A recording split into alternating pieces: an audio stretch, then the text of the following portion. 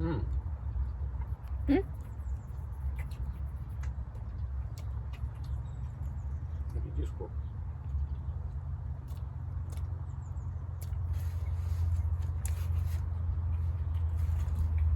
Ito yung bigay sa amin kahapon guys. Cod liver and homemade pickle.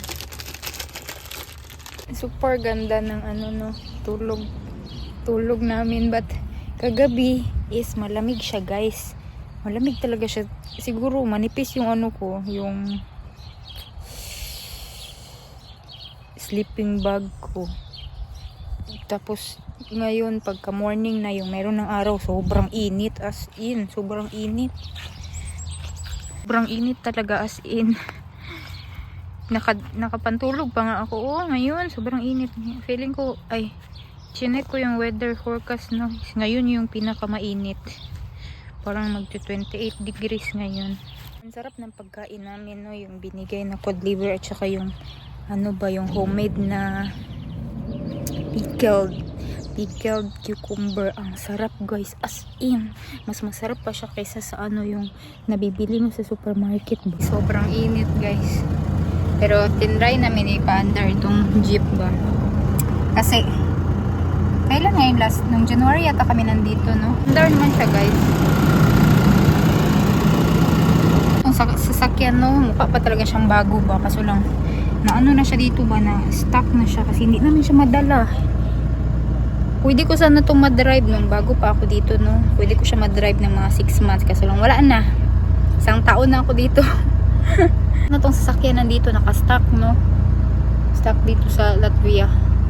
Tapos wala itong technical inspection, kailangan ito dalhin sa UK no, UK kasi yung ano nito, yung registration nito, so kailangan ito dalhin sa UK pabalik. Kami muna guys kasi mayroon akong emergency. Nagka-period ako no, nang wala sa oras.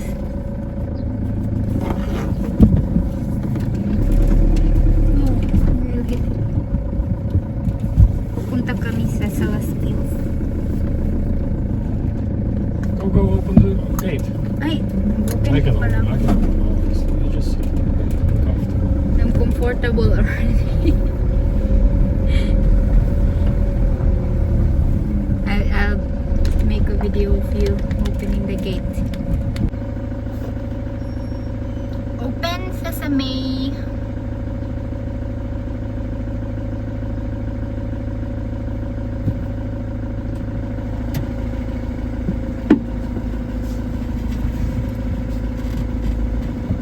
So hot.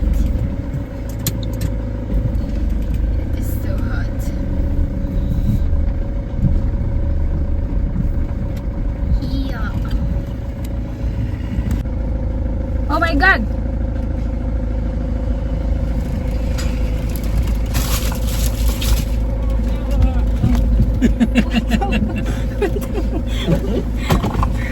I took a video. Umanda rin sa sakyan, hindi niya guys. I thought you were not taking me. Oh, this is the bus station. Yeah, this is over there. Ah. Nagpa-reserve na kami ng bus ticket guys. Magbabas na lang kami pagpa-uwi ng Russia. Kasi hindi talaga namin pwede madala dun sa sakyan. Grabe nang kinuskus na ng asawa ko yung ilalim. Wala talaga makita na number no. Leader no, kasi bili ng pagkain siguro. Tsaka ng ano ko, napkin ko guys. Nag-ano lang ako guys, ano tawag ganyan na, yung parang lampin. Wala kasing stores doon sa village na yun, walang tindahan guys.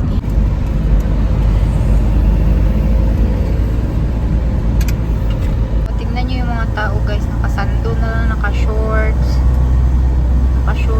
t-shirts, no, diba? Init, sobrang init talaga, as in. Remy at saka Lidl. So, asawa ko emergency talaga kasi nuog lang ang gigamit ko guys, nuog. Old style tayo no. Balik tayo sa old style, pinakalit. Diba ko para akong si Jollibee. Merong malaki. Ano? Meron akong Woman can carry two sets. Back of cement. buing. Sabi ng asawa ko baka pag hinalaan daw ako meron akong kinuha sa ilalim. Check nila ang noog sa ilalim ko. Uy, salami. 50% discount. Karums, my favorite. Karums is on sale. 3? Okay. Oh, okay.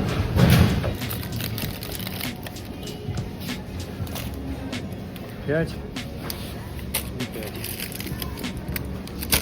Ice cream dito guys. Oh. Parang sausage na. Finland. 3.99. Yeah, 3.99. Naka-sale yan sa Finland. Dito 11 euros. Copy guys. Ito. Tignan nyo tag 5.19. Sa Estonia tag 1 euro and 89 cents. 149 lang siya guys. Grabe yung mahal. Kunyan guys. Tapos binigay ko doon sa babushka. Doon sa grandma ba kasi. Truck yung lalamunan ko pag umiinom ako ng kape.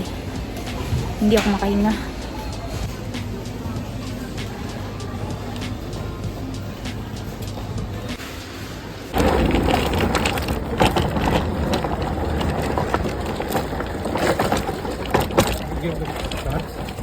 Okay, right. Gatas guys. Ang init.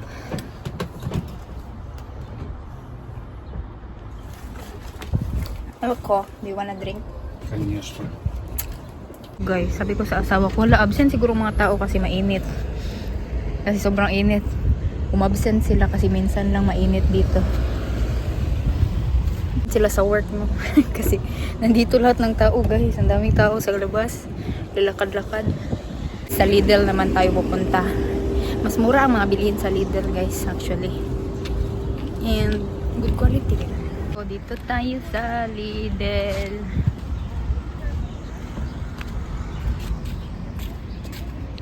Tignan yung mga tao pang summer na talaga ang kanilang outfitan. Sana all.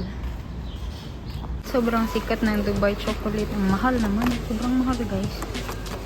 Meron din ito. At saka cake. Ice cream dessert. Cute. Ina ako na napkin guys. Ready na tayo magpalit. Binilan ako na ice cream ng asawa ko. Sa kanya Karons. Grabe ang init. Init guys, grabe. Huy! Huy, yun sa naman eh.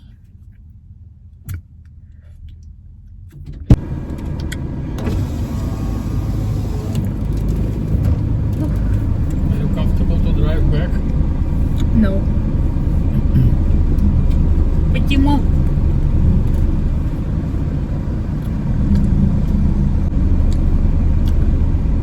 Sarap maligo sa lake. Should we swim in the lake?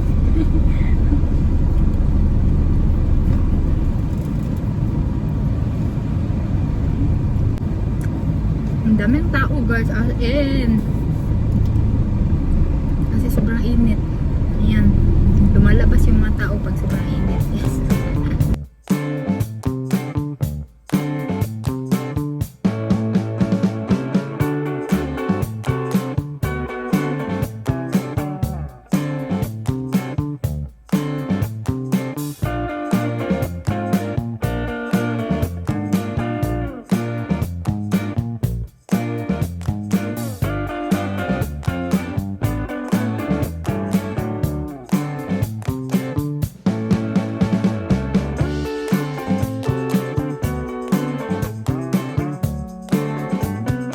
Timetable ng mga bus dito, no? Para hindi na late. Ito yung dala namin, guys. Bibigay namin doon sa, ano, lola. Na nagpapastay sa amin dito. Sa lot, sa Erison. Sa lupain niya. Sa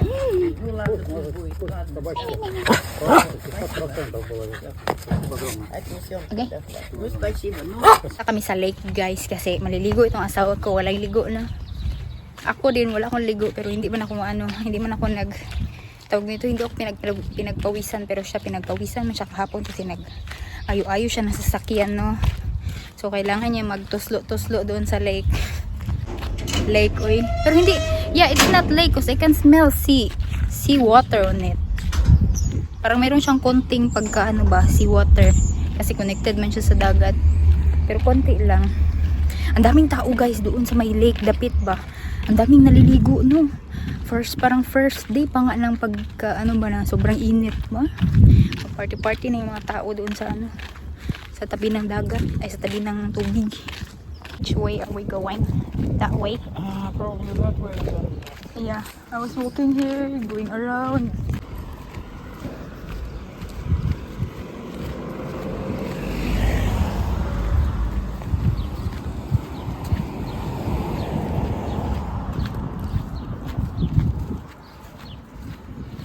Time na nagpunta tayo doon sa lake, ano pa yun?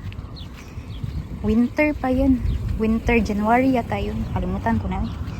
January man yata yun. Tapos ano pa lang dito, sobrang gray, makulimlim. Pero tignan nyo ngayon, di ba? Sobrang maaraw na guys.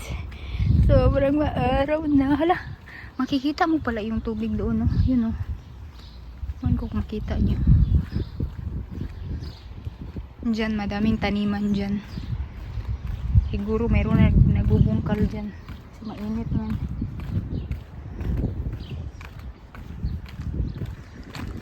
Dito, here. Ayun. Gusto ko rin maligo. Pero may red tide. Red tide. You know what's red tide?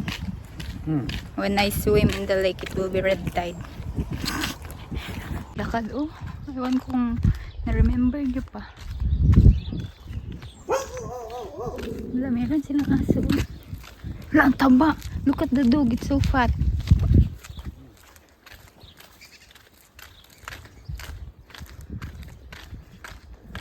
Guys, this garden house.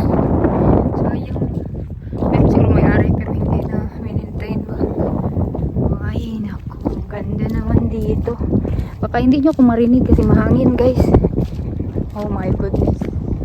Parang gusto kong tumalon ha. Mga tao doon. Naglalakad. Oh, ayun oh. Tao doon, dami.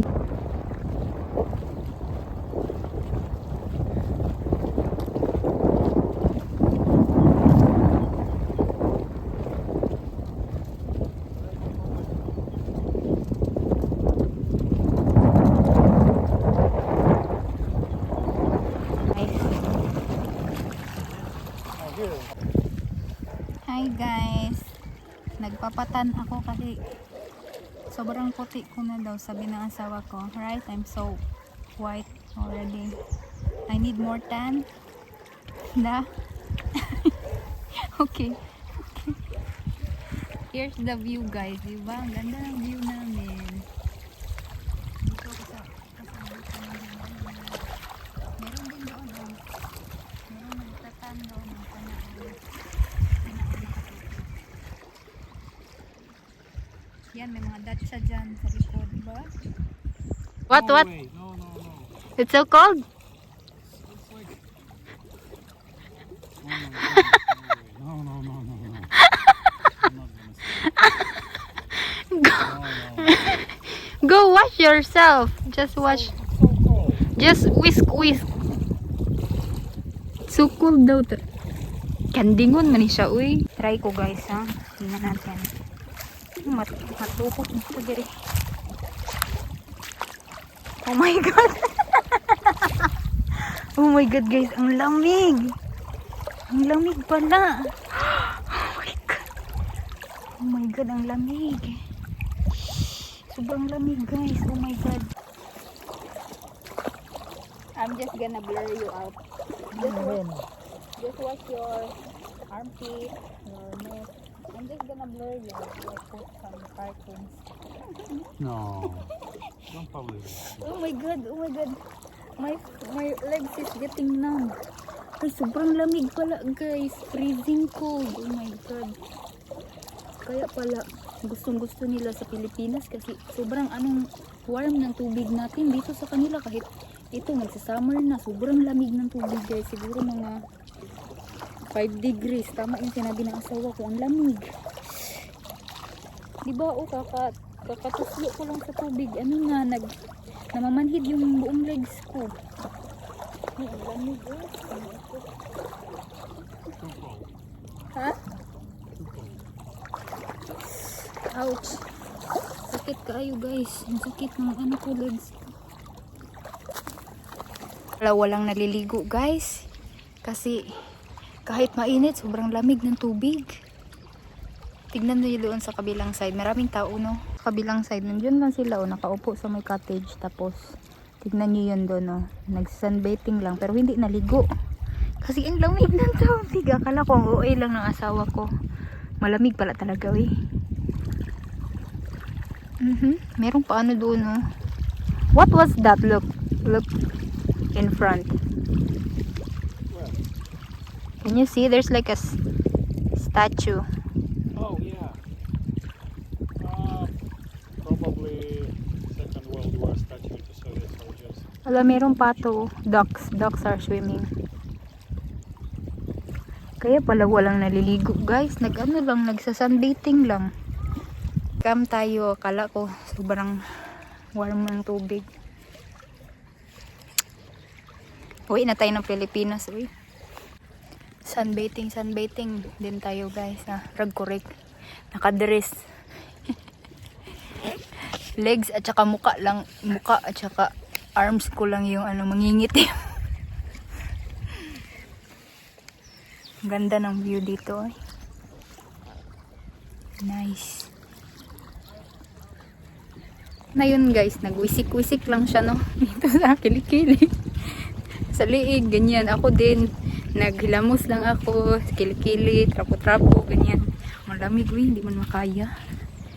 Sobrang lamig. Ako, pag summer na daw talaga, magiging warm pa man daw ang tubig. Tignan natin kung totoo pa yun. Balik na tayo guys kasi aalis kami ngayong gabi. Alas 6 ng hapon yung alis ng bus.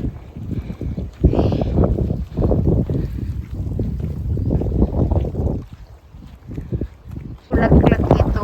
Cherry blossom ito. Ano niya? Marami akong nakikita ganito. Meron din pink.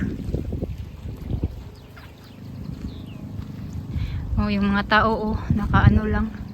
Nakapanty, nakabrief lang. Nagaano ng mga grass, nagpuputol ng grass, di ba? Duck. Male duck. Mabuti pa yung duck. Kaya nilang magsalom-salom kahit malamig ang tubig. Oh.